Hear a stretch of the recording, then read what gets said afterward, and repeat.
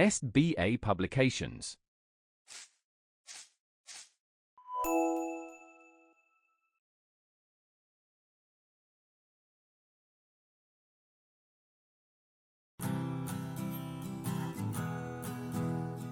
Hello students, how are you all? I hope that you're doing nice and studying well at your homes. Today I am here with another chapter of your English grammar. That is our chapter number 5 and our topic is adjectives. So without wasting any time, let's get started. So we have already learned a lot about adjectives and we already know that they are words that describe something. So they are also called describing words, okay?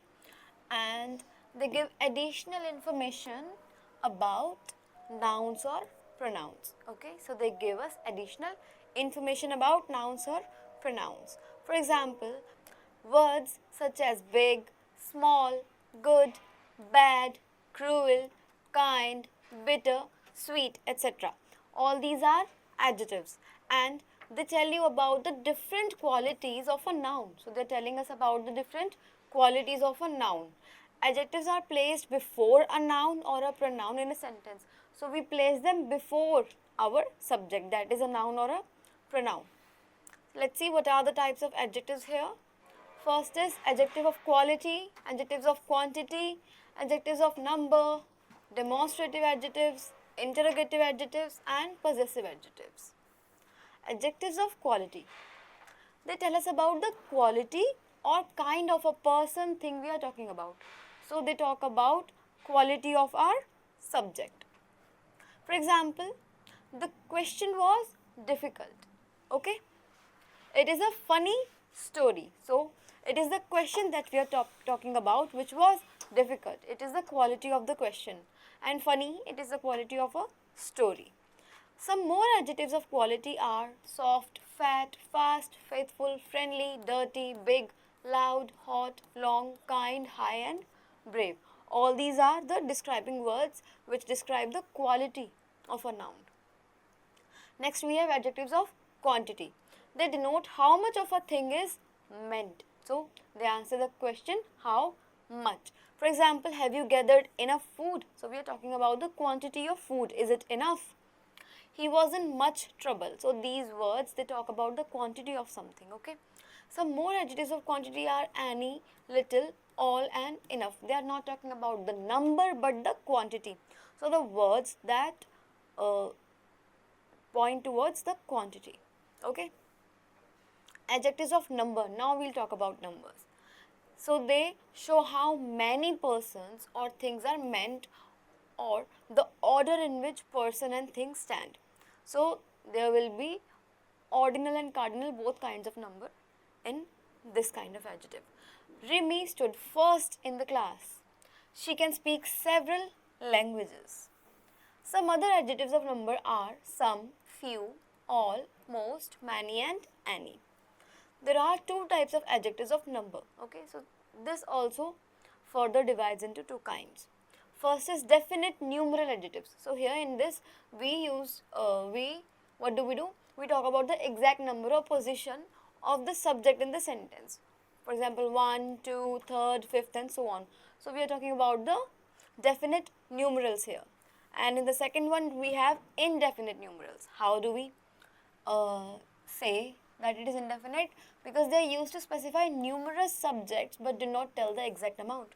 They talk about number of things but they do not talk about the exact number, exact amount. Okay, for example, some, few, many, all, several, any, etc. Next we have is demonstrative adjectives. These adjectives, they point out which person or thing is referred to. So they are pointing out that which person or thing is being referred to. For example, these walls, they point. So they are demonstrating. These walls need some cement wash. I like such girls. So we are pointing at a girl and we are saying I like such girls. Okay. Did you want to buy those toys? Again, those toys are costly. So this is how we understand the demonstrative adjectives. Now we have interrogative adjectives. The word interrogative means question mark. Okay, these adjectives are used with nouns to ask questions, and we use these with nouns to ask questions. Which shirt do you like the most? Whose book is this? What time is it? Okay. Next we have is possessive adjectives. That means they show possession. The words used will be my, our, your, his, her, its, their are possessive adjectives. So they are possessive adjectives. These are used with nouns to show who possess something, okay? Who owns something. These words are also called pronouns. They are also pronouns. Our dresses are brilliant. They have done their homework. Your computer needs repair. So these are adjectives and pronouns at the same time. Adjectives of quality can be formed from other words by adding a prefix or a suffix to the root word. So we can form adjectives of quality by either adding a prefix or a suffix to the word. For example, look at the following adjectives formed from different words. So we are forming adjectives from different words, or we can say nouns. Skill plus full becomes skillful. At first it was a noun, but now it has become an adjective. White plus ish is whitish. Trouble plus some is troublesome. Dishonest is dishonest. Un plus interesting is uninteresting. Okay. Here you must have noticed how new adjectives can be formed by attaching some prefix or suffixes to the nouns, verbs and other adjectives. So we are either adding a prefix or a suffix to a noun, to a verb or another adjective. Let's move forward. Let's see degree of comparison. Now, adjective of quality have 3 degrees of comparison. So it has degrees of comparison as well. That means it is used to compare. Namely positive, comparative and superlative. And these 3 degrees are positive, which is the normal adjective we use. Then we have the comparative when we compare to, and then we have the superlative when we compare it out of all or more than 2. An adjective is in the positive degree when it is used to denote the mere existence of some quality of what we speak about. So when we are talking about a mere quality of a normal thing that we are talking about, of its existence that we talk about is the positive degree. It is used when no comparison is made and we are not making any comparison. An adjective is in its base form is said to be in the positive degree. So when it is in its base form, it is in the positive degree. Second, we have the comparative degree, which is when a comparison is being made between 2 nouns. When we are comparing 2 nouns, one is better, other is just good. An adjective is in the superlative degree when a comparison is made among more than 2. When we are comparing more than 2, then it has to be in its superlative degree. For example, positive is big, comparative is bigger, and superlative is biggest. Okay. Small, smaller, smallest. Clean, cleaner, cleanest. Large, larger, largest. Intelligent, more intelligent, most intelligent. Beautiful, more beautiful, and most beautiful. So when it has more than 2 or 3 syllables, we will add more and most to it instead of adding er or est. Okay. So I hope that you have studied in your previous class this topic, so you know how it works. There are some points to remember, that the word than is used with the comparative degree of the adjective, and adjectives in superlative degree forms are always preceded by the definite article the. That means we use the before using superlative degree and than after the comparative degree.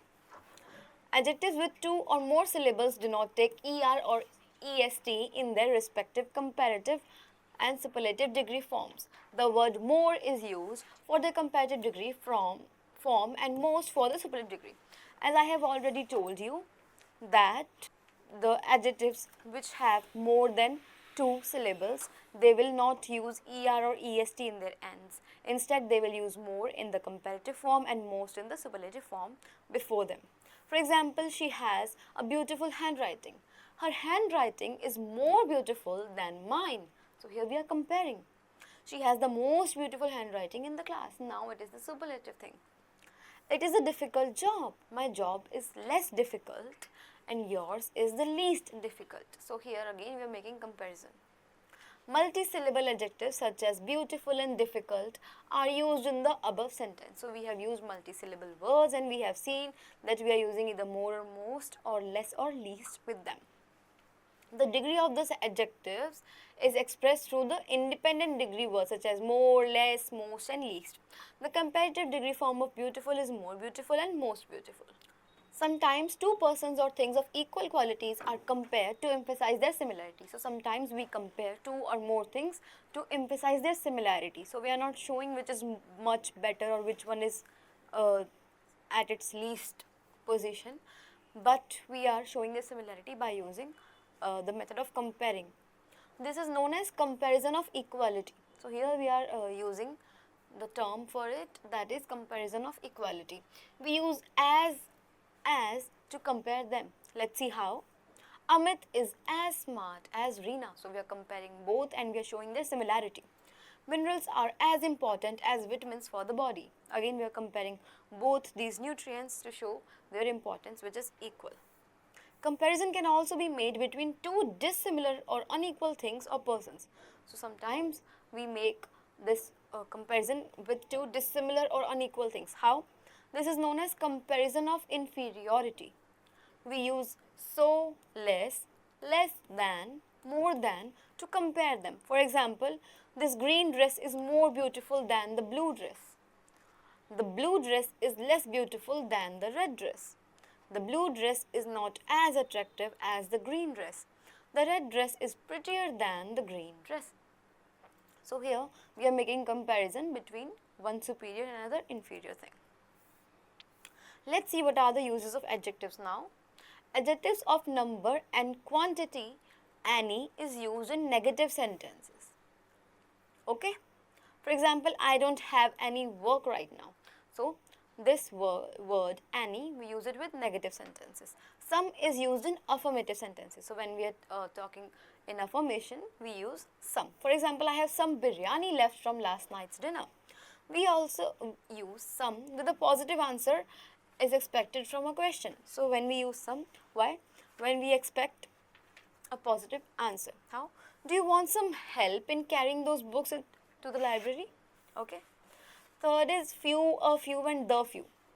And they are used for countable nouns in sentence. So the word few, a few and the few, we use these for countable nouns. For example, I have to buy some novels this year as I have few at home. Few means not any or hardly any in this sentence. Okay. I can lend you some books from a few that I have. A few means that some. Okay. Some. I can give away the few books to the school library when I go away. So all of them, though small in number. So he had a few books that are very little, and when he is saying that I will give all of them to the school library, so we are using the few it. That means all of it, but it is already small in quantity or number. Next we have is little, a little and the little. They are used for uncountable nouns. Okay. So few was being used with countable nouns and little is being used with uncountable nouns. How? There was little information on the subject. That means negative sentence. Little means hardly any information. There is a little coffee left in the teapot. Would you like to have it? That means some, though a very small quantity. Okay. The little sugar that you added to the coffee is just perfect. All of it, though in less quantity. Same thing. Okay. But we are using it with uncountable nouns. Many is used to indicate the number of the countable nouns. So we are using many for uncountable nouns. For example, many years ago, there lived a king called Raja Bhoj. Next is much. That is used to indicate the quantity of the uncountable nouns. For example, much time has been spent in planning the event. I hope that with this, you have understood all the topics that I am trying to explain you, and now we have this exercise in which you have to use the understanding of your adjectives. I hope you will be able to do it well. I'll be seeing you again in the next video. Till then, keep on practicing. Bye-bye.